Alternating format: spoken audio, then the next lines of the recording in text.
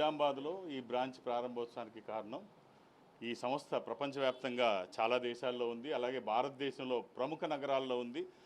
తెలుగు రాష్ట్రాల్లో కూడా ప్రముఖ నగరాలకే పరిమితమైంది. అలా కాకుండా ఇప్పుడున్నటువంటి పరిస్థితుల్లో మేము టీవీ ఛానల్స్లో కూర్చుంటే గంటలు హాఫ్ అన్ అవర్ ముందు కూర్చొని చూసేటువంటి పరిస్థితులు ఇప్పుడైతే సన్నగిల్లే చెప్పొచ్చు.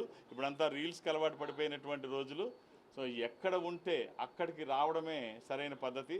ఇంతకుముందు నేను హైదరాబాద్లో కూర్చుంటే నిజామాబాద్ నుంచి కాదు ముంబై నుంచి కూడా వచ్చేవారు, అంటే అభిమానం అవకాశం ఉన్నవాళ్ళు.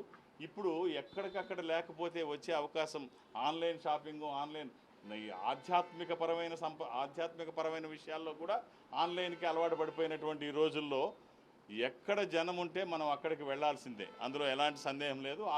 ఆ ఉద్దేశంతోనే ఇక్కడ తెలంగాణలో కొన్ని ప్రారంభోత్సవాలు చేస్తున్నాం ఈ సంస్థ తరఫున.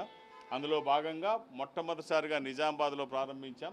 అంటే అంతకుముందు తెలంగాణలో ఉన్నాయి, హైదరాబాద్ కావచ్చు, వేములవాడ రాజన్న సన్నిధిలో వేములవాడలో ఉంది, హైదరాబాద్లో ఉంది. ఇప్పుడు నిజామాబాద్ ప్రారంభం అవుతుంది. నా వరకు ఇంతవరకు ఏ బ్రాంచ్ ఓపెనింగ్కి నేను వెళ్ళలేకపోయాను. మొట్టమొదటిసారి నిజామాబాద్ ఓపెనింగ్ కోసం ఇక్కడికి రావడం జరిగింది. ఇక్కడి నుంచి తెలంగాణలో ప్రతి ఓపెనింగ్కి నేను రావడానికే ప్రయత్నం చేస్తాను. సో నన్ను మీరందరూ రోజు సుపరిచితమే, అన్ని టీవీల్లో కనిపిస్తూ ఉంటాను. నా వరకు వేదిక్ మ్యాథమెటిషియన్ని, జాతకాన్ని కానీ రుద్రాక్ష అడ్వైస్ చేయడానికి కానీ ఒక 8 సెకండ్లో జాతక చక్రాన్ని రాయగలిగిన సామర్థ్యం భగవంతుడు ఇచ్చాడు. ఏ ఇన్ఫర్మేషన్ లేకుండా, ఏది చూడకుండా, అది పూర్వజన్మ సుకృతంగా దైవికంగా వచ్చింది. సో నేను వచ్చి డైరెక్ట్గా ఇక నుంచి ఇక్కడ నేను రావడానికి ట్రై చేస్తాను అప్పుడప్పుడు. తర్వాత ఎవరైనా ఇక్కడికి వస్తే రోజు వాళ్ళతో స్క్రీన్లో మాట్లాడడానికి ప్రయత్నం చేస్తాను. డైరెక్ట్గా ప్రత్యక్షంగా నేను మాట్లాడడానికే ప్రయత్నం చేస్తాను. రోజు 10 గంటల నుంచి సాయంత్రం 5 గంటల వరకు నేను హైదరాబాద్ ఆఫీస్లో అందుబాటులో ఉంటాను.